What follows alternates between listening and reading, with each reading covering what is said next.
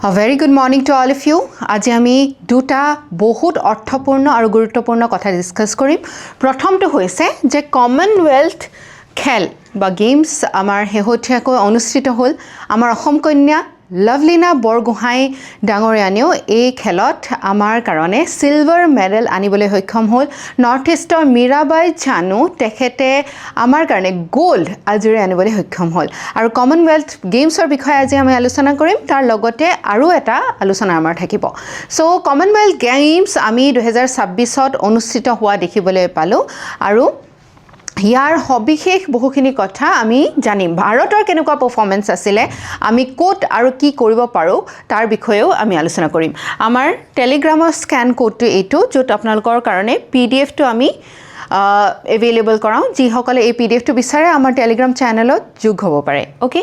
চ' Commonwealth গেমছত আমাৰ অসম কন্যা লভলিনা বৰগোহাঁইৰ ফটো ইয়াত দেখিছা তোমালোকে। চ' তেখেতে এইবাৰ আমাৰ কাৰণে সুনাম কঢ়িয়াই আনিছে আৰু এইবাৰ 2026ৰ যি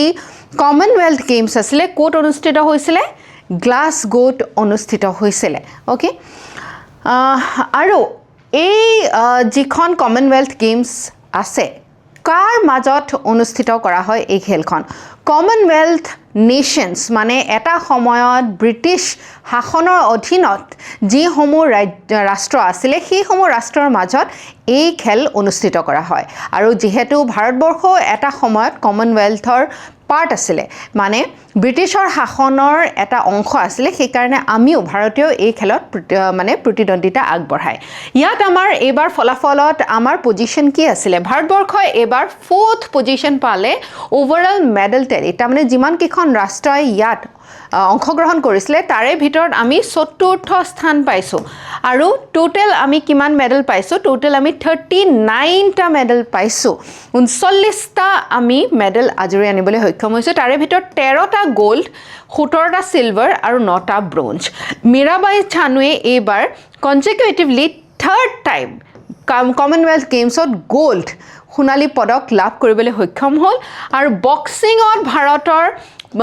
বক্সিং হৈ পৰিছে ভাৰতৰ পাৰফৰ্মিং স্পৰ্ট। তাৰমানে বক্সিঙত আটাইতকৈ বেছি মেডেল পোৱাও আমি দেখিবলৈ পাইছোঁ। ঠিক আছে, এতিয়া কমনৱেলথ গেমছৰ কথা আমি ইতিমধ্যে আলোচনা কৰিছোঁ। যিবিলাক কমনৱেলথ নেশ্যনছ আছে, এটা সময়ত ব্ৰিটিছ শাসনৰ অধীনত আছিলে, তেওঁলোকৰ মাজত এই খেল অনুষ্ঠিত কৰা হয়। আৰু এই খেলটো প্ৰতি 4 বছৰে হয়। প্ৰত্যেক বছৰে আমি কমনৱেলথ নেপাওঁ, 4 বছৰৰ মূৰতহে আমি কমনৱেলথ গেমছ দেখিবলৈ পাওঁ। আৰু ইয়াৰ অবজেক্টিভটো হৈছে, উদ্দেশ্যটো হৈছে এইসমূহ ৰাষ্ট্ৰৰ মাজত বন্ধুত্বৰ হাত আগবঢ়োৱা, বন্ধুত্ব সুদৃঢ় কৰা, স্পৰ্টিং এক্সেলেঞ্চৰ ফালে লৈ যোৱা, আমাৰ খেলৰ প্ৰতিযোগিতাবিলাক ভাল কৰা আৰু কালচাৰেল এক্সচেঞ্জ, আমাৰ যি সভ্যতা সংস্কৃতি আছে সেই সভ্যতা সংস্কৃতিৰো আদান প্ৰদান এই খেলৰ মাধ্যমেৰে কৰা যায়। ঠিক আছে, আৰু ইণ্ডিয়াৰ পজিশ্যনটো যদি আমি চাওঁ, যোৱাবাৰো আমি এই 4th পজিশ্যনতে আছিলোঁ। কিন্তু এবাৰ কি হ'ল, গ্লাছগোত অনুষ্ঠিত কৰাৰ কাৰণে কমনৱেলথ গেমছৰ তালিকাত যিমানকেইটা খেল আছিলে তাৰে বহুকেইটাই এইবাৰ ৰখা নাই। যিহেতু তাতে cost of organising the sport is very high, সেইকাৰণে বহুখিনি খেল এইবাৰ কমনৱেলথ 2026ৰ গেমছত বহুখিনি খেল এতিয়া বাদ পৰিছে। তৎসত্ত্বেও আমি যোৱাবাৰৰ যিটো পজিশ্যনত আছিলোঁ সেই পজিশ্যনতে আমি থাকিবলৈ সক্ষম হৈছোঁ। কিন্তু ভাৰত হিচাপে আমি হয়তো আৰু বেছি ভাল পাৰফৰ্মেঞ্চ কৰিব পাৰোঁ, যদিহে আৰু বেছি আমি স্পৰ্টছ ইনফ্ৰাষ্ট্ৰাকচাৰ বা আমাৰ আন্তঃগাঁথনি স্পৰ্টছৰ ক্ষেত্ৰত আমি যদি গাঁৱে ভূঞে লৈ যাব পাৰোঁ আৰু সৰু সৰু ল'ৰা ছোৱালীক সৰুৰে পৰা আমি যদি ট্ৰেইনিং দিব পাৰোঁ, সেই ক্ষেত্ৰত আমি সকলোৱে জানো যে এতিয়াও আমাৰ ভাৰতে কৰিবলগীয়া বহুত আছে। সেইকাৰণে আমি এতিয়াও স্পৰ্টছৰ ক্ষেত্ৰখনত পিছ পৰি আছোঁ যথেষ্ট।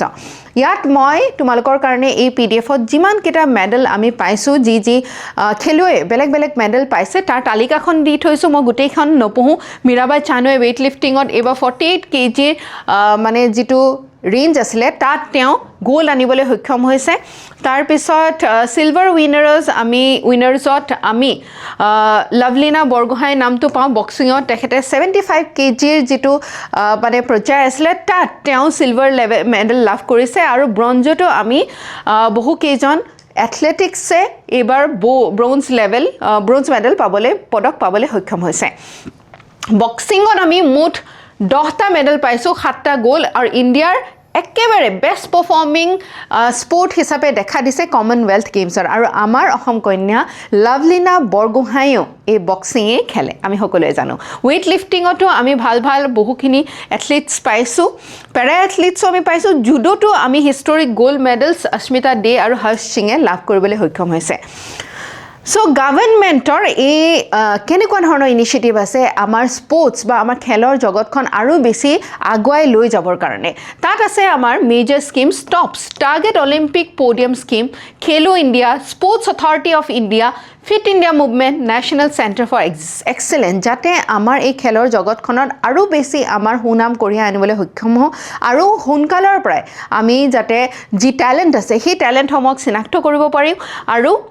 সাইণ্টিফিক কোচিং দিব পৰা যায় ইণ্টাৰনেশ্যনেল আন্তঃৰাষ্ট্ৰীয় পৰ্যায়ৰ আমি এক্সপ'জাৰ দিব পাৰোঁ আৰু এথলিটছসমূহৰ ৱেলফেয়াৰৰ কথা আমি সকলোৱে চিন্তা কৰিব পাৰোঁ এথলিটৰ ৱেলফেয়াৰৰ ক্ষেত্ৰত আমি বহুতেই জানো বহু নাম থকা আমাৰ খেলুৱৈ এতিয়া বৰ্তমান সময়ত যি অল্ড এজত আছে বা তেওঁলোকে এতিয়া বয়োজ্যেষ্ঠ হৈ পৰিছে তেওঁলোকৰ কাৰণে এতিয়াও বহুখিনি কিন্তু সংগ্ৰাম কৰিবলগীয়া হয় যিহেতু তেওঁলোকে এটা ইমান ডাঙৰ কেৰিয়াৰ আৰু গোটেই জীৱনটো আমাৰ দেশৰ নাম উজ্বলাবলৈ দিলে কিন্তু সেই অনুপাতে তেওঁলোকক যি মৰ্যাদা আমি দিব লাগে সেই মৰ্যাদাৰ ক্ষেত্ৰত আমি এতিয়াও দেখিছোঁ বহু খেলুৱৈ আমাৰ ভাৰততে বহুখিনি সংগ্ৰাম অৰ্থনৈতিক সংগ্ৰাম সামাজিক সংগ্ৰাম ইত্যাদি কৰি থাকিবলগীয়া হৈছে সেই ক্ষেত্ৰত মই ভাবোঁ যে আমাৰ চৰকাৰে কৰিবলগীয়া বহুখিনি আছে তাত তোমালোকে নিজৰ উত্তৰতে এই ৱে ফৰৱাৰ্ডবিলাক ধুনীয়াকৈ লিখিব পাৰা অ'কে সো আমি ৱে ফৰৱাৰ্ডত ক'ব পাৰোঁ যে আমাৰ গ্ৰাছ ৰুটছত একেবাৰে তৃণমূল পৰ্যায়ত আমি স্পৰ্টছ কেনেকৈ আৰু বেছি লৈ যাব পাৰোঁ মানুহৰ মাজত তাৰ প্ৰতি আমি লক্ষ্য ৰাখিব লাগিব খেলো ইণ্ডিয়া প্ৰগ্ৰামটো আৰু বেছি পৰিসৰটো বহল কৰিব লাগিব ইনভেষ্ট কৰিব লাগে স্পৰ্টছ ছায়েন্সৰ ওপৰত টেকনিক্সবিলাকৰ ওপৰত ৰাইট আৰু আমাৰ মহিলাসকলৰ পাৰ্টিচিপেশ্যন এতিয়াও বহুখিনি কম হৈ আছে স্পৰ্টছত সেইখিনি আমি উৎসাহিত কৰিব লাগিব কোচিং আৰু অলিম্পিক্সৰ কাৰণে আমি আগবাঢ়িব লাগিব অ'কে সো তোমালোকে এতিয়া এই কমনৱেলথ গেমছৰ ওপৰত এটা প্ৰশ্ন কৰিবা ইয়াত সুধিছে দে আৰ হেল্ড এভৰি 4 years প্ৰতি 4 বছৰে অনুষ্ঠিত কৰা হয় নেকি হয় আমি অকণমান আগতে কথা পাতিলোঁ তাৰ বিষয়ে হয়নে they are organised among Commonwealth nations গোটেই বিশ্বৰ সকলো দেশে কমনৱেলথ গেমছত পাৰ্টিচিপেট নকৰে বিশ্বৰ কেইখনমান ৰাষ্ট্ৰ যিসমূহ ৰাষ্ট্ৰক ব্ৰিটিছে শাসন কৰিছিলে এটা সময়ত সেইসমূহ ৰাষ্ট্ৰহে এই খেলত প্ৰতিদ্বন্দ্বিতা কৰে এইটো সঁচা কথা আৰু India finished 4th in the Commonwealth Games 2026 medal tally হয় চতুৰ্থ পজিশ্যনত চতুৰ্থ স্থানত ভাৰত আছে উইথ 39 মেডেলছ তাতে গ'ল্ডো আছে চিলভাৰো আছে ব্ৰঞ্জো আছে অ'কে সো ইয়াৰে ভিতৰত গোটেইকেইটা 120 তিনিওটা ষ্টেটমেণ্ট আমাৰ কাৰণে শুদ্ধ হয় তোমালোকে এটা মেইনছৰ উত্তৰ এই বিষয়ত লিখিবলৈ যত্ন কৰিবা GS পেপাৰ 2ত আৰু GS পেপাৰ 3ত ইয়াৰ ওপৰত প্ৰশ্ন আহিব পাৰে India's improving performance in international sporting events reflects the combined impact of policy reforms, athlete support systems, and grassroots talent development. আগৰ তুলনাত আমাৰ ভাৰতবৰ্ষৰ এই আন্তঃৰাষ্ট্ৰীয় পৰ্যায়ত যিবিলাক খেল হৈছে তাত আমি ভাল প্ৰদৰ্শন কৰিবলৈ সক্ষম হৈছোঁ তাৰ অন্তৰালত কি আছে তাৰ অন্তৰালত আছে যে আমাৰ পলিচি নীতিগত আমাৰ বহুখিনি সংশোধনী হৈছে ৰিফৰ্মছ হৈছে এথলিট ছাপোৰ্ট ছিষ্টেম আগৰ তুলনাত এতিয়া এথলিটক যেনেধৰণে ছাপোৰ্ট কৰা হয় সেই তাৰ আমি দেখিবলৈ পাইছোঁ যথেষ্টখিনি উন্নত হৈছে গ্ৰাছ ৰুটছত তৃণমূল পৰ্যায়তো এই টেলেণ্টৰ কাৰণে যিসকল প্ৰতিভাৱান লোক আছে তেওঁলোকৰ ডেভেলপমেণ্টৰ কাৰণে পদক্ষেপ লোৱা হৈছে এই ক্ষেত্ৰত আমাৰ শেহতীয়াকৈ ভাৰতৰ পাৰফৰ্মেন্স কমনৱেলথত কেনেধৰণৰ হ'ল 2026ত ইয়াৰ ওপৰত ভিত্তি কৰি তোমালোকৰ উত্তৰটো লিখিবলৈ কৈছে অ'কে দ্বিতীয়টো কথা অতি গুৰুত্বৰ কথা আৰু আমি বহুত ভালদৰে ইয়াৰ ওপৰত লক্ষ্য ৰাখিব লাগে সচেতন হ'ব লাগে কাৰণ ৰাইজিং মাইনাৰ ছুইচাইডছ তাৰমানে আমাৰ 18ৰ তলত কিশোৰী বা শিশুৱে এতিয়া ছুইচাইড কৰাৰ যিটো হাৰ সেই হাৰটো বৃদ্ধি পাইছে আৰু এই যে হাৰটো বৃদ্ধি পাইছে আমাৰ অসমতো বৃদ্ধি পাইছে গোটেই ভাৰতবৰ্ষত বৃদ্ধি পাইছে mental health child protection public হেল্থৰ কাৰণে এটা ডাঙৰ চেলেঞ্জ আহিছে আমাৰ মানসিকভাৱে আমি কিমান সবল কিমান বেছি আমি মানসিকভাৱে ছাপোৰ্ট পাইছোঁ সেই ক্ষেত্ৰত আমি দেখিবলৈ পাইছোঁ যে এইটো এটা ডাঙৰ প্ৰত্যাহ্বান হিচাপে আহিছে যে এইখিনিত কোনোবাখিনিত অকণমান হ'লেও সমাজ হিচাপে আমি পিছ পৰি ৰৈছোঁ নেকি যিটো কাৰণত আমি আমাৰ কিশোৰ কিশোৰী সৰু শিশুসকলক ছুইচাইডত হেৰুৱাবলগীয়া হৈছে So, decade long rise বুলি কৈছে গোটেই 2015 পৰা 2024 ভিতৰত recorded 2,60,000 suicides ভাবি চোৱাচোন আমাৰ দেশত কিমান মানুহে সুইচাইড কৰি আছে 2,60,000 মানুহ সুইচাইড কৰি নিজৰ জীৱন শেষ কৰি দিছে আৰু ইয়াৰ কাৰণটো কি সুইচাইড কেতিয়া কৰে সুইচাইড মানুহে তেতিয়া কৰে যেতিয়া মানুহৰ জীৱনত আশা এই যিবিলাক ভৰসা আৰু বিশ্বাস এই সমূহ বস্তু কমি যায় এইবিলাক বস্তুটো মেটেৰিয়েল বস্তু নহয় হয়নে পাৰ্থিব বস্তু নহয় কিন্তু এই বস্তুবিলাকে মানসিকভাৱে আমাক বহুতখিনি সবল কৰি ৰাখে জীৱনমুখী হ'বলৈ কৰ্মমুখী হ'বলৈ জীৱনৰ আগবাঢ়ি যাবলৈ কিন্তু এইখিনি বস্তুত যদি আমি কিবা কাৰণত পিছ পৰি ৰওঁ কিবা কাৰণত যদি এই বিশ্বাস আমাৰ জীৱনৰ আশা হেৰুৱাই পেলাও তেতিয়া আমাৰ জীৱনত জীয়াই থাকিবলৈ কোনোবাখিনিত বহু প্ৰত্যাহ্বান আহে আৰু তেনে স্থলত যদি সেই সকল মানুহে উচিত সাপোৰ্ট নাপায় তেতিয়া বহু সময় তেনে লোকে সুইচাইড কৰা আমি দেখিবলৈ পাওঁ আৰু এই সুইচাইডৰ হাৰ আমাৰ দিনক দিনে বৃদ্ধি পাব ধৰিছে বৃদ্ধিটো পাইছে তাৰ লগতে যিসকল কিশোৰ কিশোৰী আণ্ডাৰ 18 যুৱক যুৱতী বা শিশুসকলেও এতিয়া সুইচাইড কৰা আৰম্ভ কৰিছে সেইটো আমাৰ সমাজৰ কাৰণে এটা বহুত উদ্বেগজনক কথা বহুত ডাঙৰ কথা আৰু অসমৰ এই record more than 2,400 suicides among minors since 2021 2021 পৰা যদি চাওঁ আমি around 25,000 মান আমাৰ সুইচাইড দেখিবলৈ পোৱা গৈছে এই মাইনাৰ্ছৰ ভিতৰত যিসকল কিশোৰ কিশোৰী বা আণ্ডাৰ 18 লোক আছে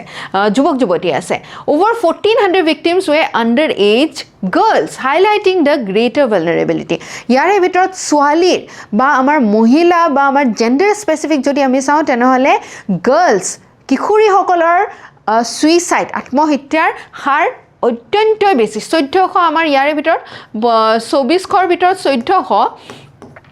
আমাৰ ছোৱালীয়ে হয় the issue is concern এটা আমাৰ কাৰণে এটা ডাঙৰ কনসাৰ্ন আহিছে যে চাইল্ড মেন্টেল হেলথৰ কাৰণে আমি কি কৰি আছো আমি শিশু এটা বা শিশু এগৰাকীৰ ওপৰত ইমান বেছি মানসিক চাপ জাপি দিছো নেকি ইমান বেছি কম্পেৰিজন হৈছে নেকি তেওঁলোকে নিজৰ জীৱনত ইমান বেছি প্ৰত্যাহ্বান পাইছে নেকি যে জীৱনত আশা হেৰুৱাই পেলাইছে পাব্লিক হেলথ আমি সমাজৰ যি জনস্বাস্থ্য আছে সেই স্বাস্থ্যৰ ওপৰত আমি আৰু বেছি গুৰুতৰভাৱে এতিয়া সচেতন হোৱা উচিত আৰু বেছি আমি ডকৈ ভবা উচিত এডুকেশ্যন সিস্টেমটো কাৰণ কিশোৰ কিশোৰী অৱস্থাত আটাইতকৈ ডাঙৰ চ্যালেঞ্জ বা প্ৰত্যাহ্বানটো পঢ়া শুনা কৈ বেছি অন্য একো কথাই নাথাকে আৰু হয়তো পিয়াৰ বা আমাৰ সমাজত বা যিখিনি ছাত্ৰ ছাত্ৰীৰ মাজত বন্ধুবৰ্গৰ মাজত এজন শিশু বা এজন কিশোৰ কিশোৰী মানে ডাঙৰ হয়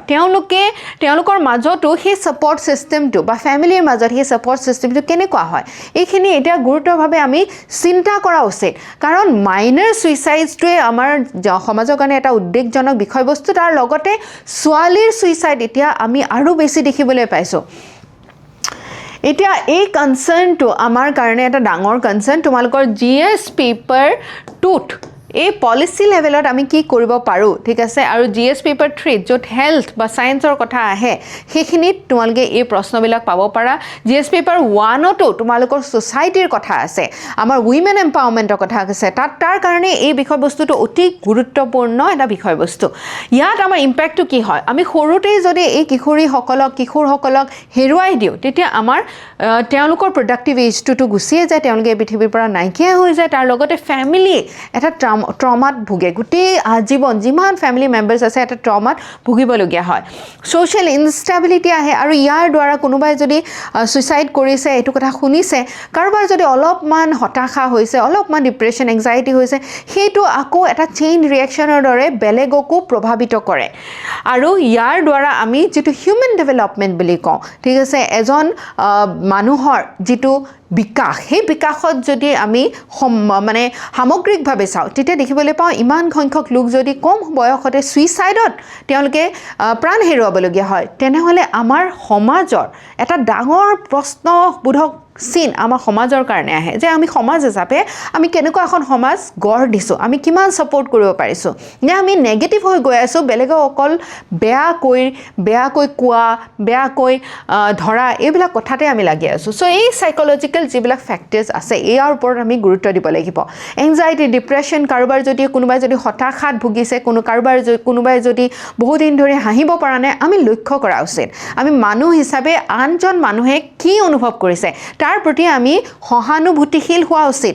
ফেমিলিৰ যিবিলাক আমাৰ ইছ্যুজ আছে, এই ইছ্যুজবিলাক কেনেকৈ এমিকেবলি ছেটেল কৰিব পাৰি, কেনেকৈ বন্ধুত্বৰে ভাল ভাৱধাৰাৰে কথা বতৰাৰ আলোচনাৰ মাধ্যমেৰে আমি সমাধান কৰিব পাৰোঁ। এডুকেশ্যনৰ ক্ষেত্ৰত, শিক্ষাৰ ক্ষেত্ৰত আমি অধিক প্ৰেছাৰ দিয়াটো কেতিয়াও বাঞ্ছনীয় নহয়। আমি শিক্ষাৰ প্ৰতি আকৰ্ষিত কৰিব লাগে, শিক্ষাটোক এটা বোজা হিচাপে আমি কেতিয়াও জাপি দিব নালাগে। ডিজিটেল ফেক্টৰটো অন্য এটা অতি গুৰুত্বপূৰ্ণ কথা, য'ত আজিৰ দিনত আমি মোবাইল ফোনটোত অনবৰতে বেলেগৰ লগত নিজৰ জীৱনটো কম্পেয়াৰ কৰি থাকোঁ, আৰু যদি বেলেগৰ লগত অনবৰতে আমি নিজৰ জীৱনটো তুলনা কৰি থাকোঁ, তেতিয়া প্ৰায়ে আমি এই হতাশাত ভোগা দেখিবলৈ পোৱা যায় যে আমাৰ নিজৰ জীৱনটো পৰিপূৰ্ণ যেন আমাৰ অনুভৱ নহয়। বেলেগৰ জীৱনটো বেছি ভাল, বেলেগৰ লগত বেলেগে ক'ত গৈছে, খাইছে, পিন্ধিছে, অনবৰতে আমি তাৰ এটা তুলনামূলক এখন জগতত এতিয়া বাস কৰি আছোঁ। গেমিং এডিকশ্যন হৈছে, ছ'চিয়েল মিডিয়াৰ প্ৰেছাৰ হৈছে, কেনেকৈ থাকিব লাগে লাইফষ্টাইলত বহুতখিনি প্ৰেছাৰ এতিয়া মানুহে ভুগিবলগীয়া হৈছে। তাৰ লগতে কিছুমান ক্ৰাইমছো হ'ব ধৰিছে, চাইবাৰ বুলিং, তাৰ লগতে বিভিন্ন ডিপ ফেক মিডিয়াছবিলাকৰ জৰিয়তে যেনেধৰণৰ মানুহৰ মানসিক চাপ বৃদ্ধি হৈছে, এইখিনি এতিয়া আমাৰ মেণ্টেল হেল্থৰ কাৰণে এটা ডাঙৰ প্ৰত্যাহ্বান হিচাপে থিয় দিছে। ঠিক আছে, এতিয়া গাৰ্লছ কিয় ভালনাৰেবল হয়, আমি ছোৱালীৰ ছুইচাইডৰ সংখ্যা বেছি কিয় দেখিবলৈ পাইছোঁ? কাৰণ আমি সমাজখন আমাৰ এতিয়াও বহু দিশত এতিয়াও পুৰুষতান্ত্ৰিক হৈ আছে, আৰু পুৰুষতান্ত্ৰিক এখন সমাজত আটাইতকৈ বেছি প্ৰেছাৰ, আটাইতকৈ বেছি মানসিক চাপত ভুগিবলগীয়া হয় মহিলাসকলে। আটাইতকৈ বেছি ভালনাৰেবল, আটাইতকৈ বেছি দুৰ্বল, আটাইতকৈ বেছি নিজৰ অধিকাৰ তেওঁলোকে হেৰুৱাবলগীয়া হয়। আৰু এই যুঁজখনত প্ৰায় সকলোৱে এই যুঁজখন সিমান শক্তিশালী ৰূপত যুঁজিব নোৱাৰে, যিটো কাৰণত আমি এই সমস্যা দেখিবলৈ পাইছোঁ। কিন্তু ইয়াতে আমাৰ চৰকাৰে কিবা কৰিছেনে এতিয়ালৈকে সেই কথাটো তোমালোকে জনাটো উচিত, যিহেতু এইটো পাব্লিক হেল্থ কনচাৰ্ণ, যিহেতু এইটো এটা জনস্বাস্থ্য জড়িত এটা বহুত ডাঙৰ সমস্যা। চৰকাৰে নেশ্যনেল মেণ্টেল হেল্থ প্ৰগ্ৰেম এতিয়া আৰম্ভ কৰিছে। কমিউনিটি আমাৰ যিবিলাক ছাব চেণ্টাৰ্ছ আছে, গভৰ্ণমেণ্ট হস্পিটেলছ আছে, তাত মেণ্টেল হেল্থ এক্সপাৰ্টো এতিয়া ৰখা হৈছে, যাতে আমি মেণ্টেল হেল্থৰ ওপৰতো সিমানেই গুৰুতৰভাৱে এটা মানে তাৰ প্ৰভাৱটো বুজি পাওঁ। ডিষ্ট্ৰিক্ট মেণ্টেল হেল্থ প্ৰগ্ৰেম আমাৰ প্ৰত্যেকখন জিলাত আৰম্ভ কৰা হৈছে।